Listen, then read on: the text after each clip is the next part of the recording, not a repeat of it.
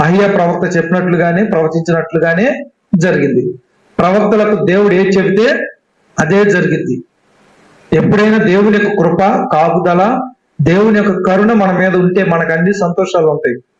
లేని ఎడల మనం ఎన్నో పేక మేడలు కట్టుకుంటాము, ఎన్నో ఆశలు పెట్టుకుంటాము, అవన్నీ కూడా నెరవేర్చబడవు. ఎందుకు నెరవేర్చబడవు?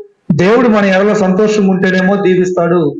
దేవుడు మన ఎడల సంతోషంగా లేడంటే మనకున్న సంతోషాలు చెప్పాను చాలాసార్లు, మనకున్న సంతోషాలు తీసివేస్తాడు. ఇచ్చేదాయనే, తీసేసేదాయనే. యెరోబాముకు అర్హత లేకపోయినా రాజుగా ఇశ్రాయేలు రాజ్యం మీద రాజుగా నియమిస్తే యెరోబాము ఏం చేశాడు? దేవుడిచ్చిన స్వాతంత్రాన్ని దుర్వినియోగం చేసుకొని తన ఇష్టానుసారంగా ప్రవర్తించాడు. తన కుటుంబం మొత్తానికి ఆపదొచ్చేలాగా చేసుకున్నాడు.